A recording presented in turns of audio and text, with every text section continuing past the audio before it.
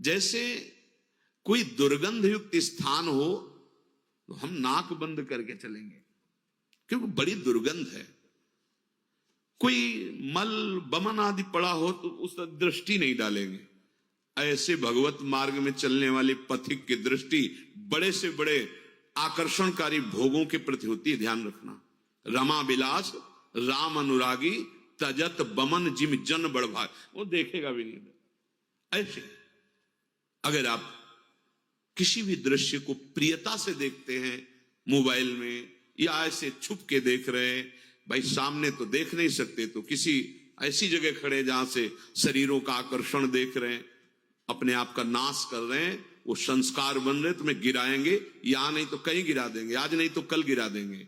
बहुत सावधान।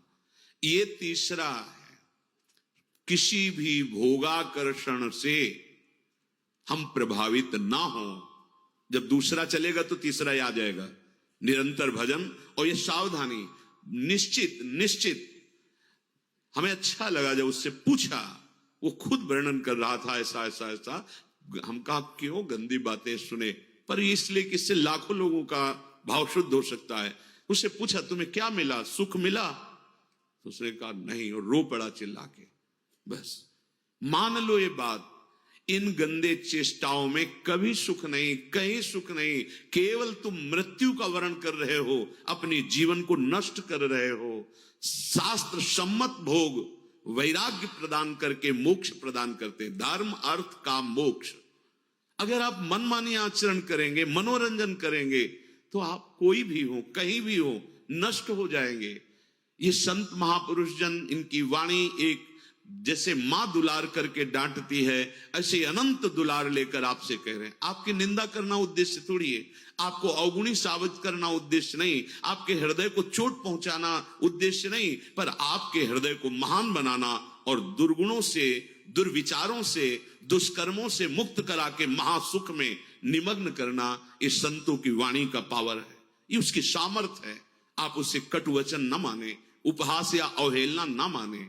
जैसे हम चाहे जो रोग हो डॉक्टर के सामने पेश करते हैं, ऐसे ही बड़ी कृपा है उनके ऊपर जो अपने अवगुणों को अवगुण मान रहे हैं और उनसे दूर होना चाहते हैं। ये कोई आश्चर्य में बात नहीं, क्योंकि भगवती माया बहुत बलवती है। भगवत विमुख कुछ भी करा सकती माया। जो भगवान नाम जापक वहां होश में रहती माया, क्योंकि वो स्वामी का नाम जप कर रहा है और प्रभु की शरण में है। अगर उपासक के हृदय में भोगों से घृणा नहीं आई है तो अभी उपासना का रंग नहीं, नाम जप नहीं चल रहा पक्का। हृदय की बात कहता हूं। आप देखो, एक दिन चला के नाम देखो, 24 घंटे जलन पैदा हो जाएगी। अगर कोई आपसे बात करना चाहेगा, कुछ देखना, कुछ सुनना, कुछ बोलना, ये जहर लगने लगेगा आपको। देखो तो करके। अब आप मनोरंजन में लगे हो, किसी तरह समय कट रहा है, खाया पिया मौज मस्ती, ये जीवन ऐसे व्यतीत करने लायक नहीं। बड़ा दिव्य जीवन है। मानव देह पशुवत थोड़ी आचरण करना है। दिव्य दैवी सद्गुणों से युक्त होकर आप चाहो नारायण बन सकते हो, आप साकेतपुर जा सकते हो, आप शिव स्वरूप कैलाश में जा सकते हो, आप जो भाव चाहें दिव्य भाव में। ये जन्म मरण का दुख भोगते भोगते तुम्हें ऊबना नहीं आया। एक संकट कोई निवृत्त करने के लिए मारा घूमता है, यहां चले जाए वहां चले जाए, और नाम गरज रहा है हर दुखों को मिटाने के लिए। कहीं जाने की जरूरत नहीं। राम कृष्ण हरि जो नाम प्रिय, राधा राधा राधा, सर्व मंगल होता चला जाएगा। बार बार इसीलिए कह रहे हैं, नाम जपत मंगल दिश दसहु। कहीं भी जाओगे तुम्हारा मंगल ही होगा, नाम चल रहा है। नहीं, ये भोगा शक्ति बहुत ही प्रबल है, विचार करने का अवसर नहीं देती, भ्रष्ट कर देती है। नाम चल रहा है, इसकी ताकत नहीं कि गिरा सके। चौथी बात, मन में अपने अंदर मान का बिल्कुल भी प्रभाव न रह जाए। अंतर्दृष्टि खुलने के लिए पहला शांत, दूसरा निरंतर भजन, तीसरा भोगों में सुख नहीं, दृढ़ बुद्धि, भोगों से घृणा। चौथी बात, अपने अंदर मान न रह जाए। अगर मान है तो परम पद में आरूढ़ होने के लिए सबसे पहला त्याग इसी का किया गया है। निर्मान मोहा जित संग दोषा, पहले मान रहित सबहि मान प्रद आप अमानी।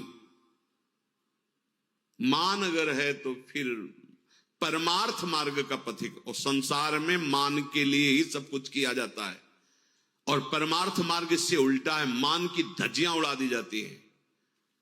सम्मानम कलयाति घोर गरलम, ये घोर हलाहल विष है। अगर अध्यात्म की ऊंचाई पर चढ़ना है तो सम्मान की धज्जियां उड़ा दे, अंदर से कभी स्वीकार न करे, सबके चरणों में नमन करे। वो साष्टांग कर रहा है, पंचांग कर रहा है, बलिहारी उसकी श्रद्धा है, वो सबके हृदय में विराजमान भगवान को प्रणाम कर रहा है, गुरु प्रदत्त वेश को प्रणाम कर रहा है। हम तो दास हैं उनके चरणों में। सम्मान स्वीकार करना, ऐसा अधिकार केवल भगवान को या भगवत प्राप्त महापुरुष को, ये अधिकार है अपने जैसे दासों का। बस कोई प्रणाम करे तो नम्र होके प्रणाम। अगर वो कर रहा है तो गुरु प्रदत्त वेश को, हृदय में विराजमान प्रभु को कर रहा है।